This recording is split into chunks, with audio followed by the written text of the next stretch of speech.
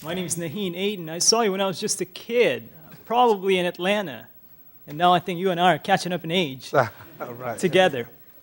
I've kept up with your good work, and I have a profound respect for you, for the social work that you do, how you turn around your part of Brooklyn. I was born in New York. I know Brooklyn. I call it Crooklyn Town. Okay. Anyway, I want to tap into, really quickly, your experience to tell us the two types of extremism we see in the West of Muslims. On one hand, you have good brothers, very good intending brothers who go around and they follow a strict interpretation of the final religion of Allah, God, to mankind. On the other hand, you have brothers who want to escape from their religious and cultural identity. I saw a friend of mine, an Iranian man, who rather would pass himself off as Italian. The only thing Italian about him is he ate spaghetti. But anyway, and among the good intending, there's a sense of extremism to the point that they become fools, really. For the sake of dignified conversation, I won't name names or point to anyone who I think is a fool. But there's an administrative leader in this town, in the Islamic community, who goes around even shutting down study circle, halakha, a basic right after the prayers in a community. But I'm sure people like that, they're good-willing, good-intending. It's just that something ain't clicking right up here, you know? Tell us how to take a middle ground. Excellent. One Thanks. of the things that I've noticed, I was on a trip once and I was looking at CNN, and they were interviewing a Muslim from the United Kingdom. Shocked me, the hatred that was coming out of this man's mouth in the name of Islam. And they gave him, it seems as if he was on for an hour. And I said, it makes no sense to me. And the thing that I've noticed in the mass media is two extremes. On the one hand, you get this extremist Muslim who sprout hate that has nothing to do with Islam, and you give him coverage. On the one hand, and on the other hand, you have the Muslim who apologizes for being a Muslim, who basically gives up his Islam, exactly as you said. And what we want to be the people in the middle. My philosophy, brother, has been taken from what Imam Shafi, rahimahullah, once said. Imam Shafi, great Islamic scholar. He said, and this is a position that I take, I believe that I am right with the possibility that I might be wrong. And I believe you're wrong with the possibility that you might be right. We have to have more tolerance with one another. We have to. The beautiful verse in Quran, Allah says, La ikraha fi din. There's no compulsion in the religion.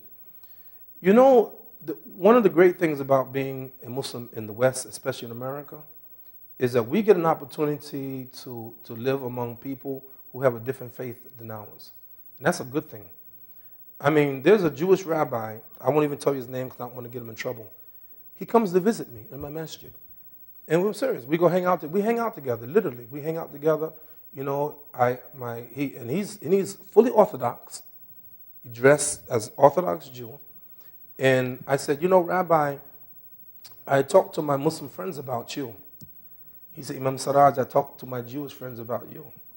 And we have a good relationship, and we don't bite tongues with one another. We talk with one another. We share ideas. And he walks with me to my barbershop. He comes to the barbershop, and they say, oh, that's your rabbi friend. So we have good relationship. Let me tell you on something we discussed once. I said, Rabbi, show me in the Torah the justification of taking the land from the Palestinians. You have to show me. He said, Imam Siraj, you're right. What we did was wrong, but what do you want me to do about it now? He said, it was wrong, but what do you want me to do about it now? So I said, do you know American history? Where did we get this land from? Indians, Native Americans, right? Right? Hmm? Right? Huh? Right? You gonna give it back to them? Huh? How are you gonna give it back?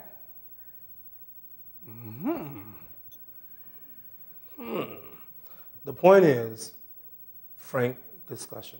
I talk to Jews, Christians, Hindu, Buddhists. You should see me. I'm on the plane. I love talking to people, man. I'm serious, man. I was sitting next to a Buddhist minister once. We started talking. I just like talking to people. And the variety, it's beautiful. That's one of the beautiful things about America, the diversity, right? Isn't that great? It's not great? Of course it's great. So brothers and sisters, I appreciate the brothers' enthusiasm, but we cannot go around forcing people. We have to try to inspire them and motivate them.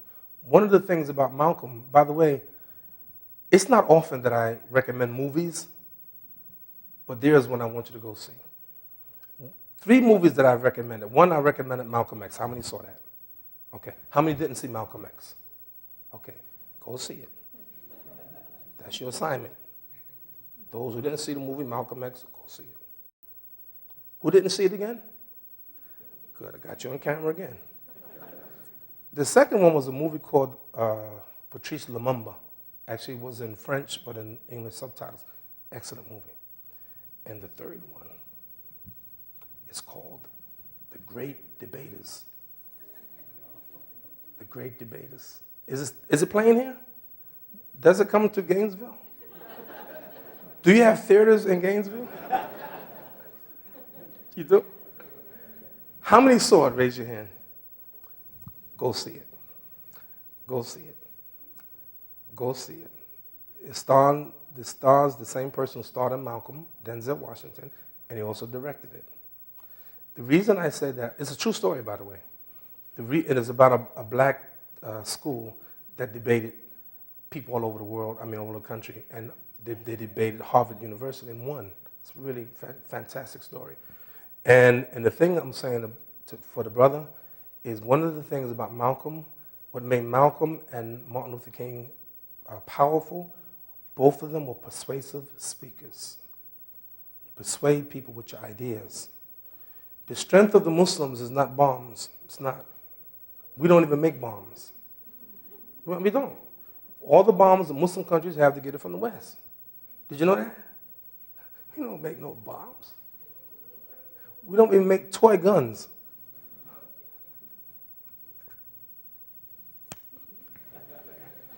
So, but what we do have is the power of the tongue.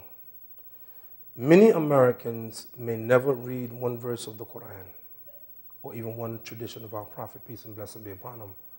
But most Americans know some Muslims, a schoolmate, a classmate, a neighbor, a professor. If you want to get to the American people, we get to the American people by our speech and our actions, our good actions. Do more than any bombings and anything like that. But I don't have to tell you. That's what we need to do. Dialogue. Yes, my good brother.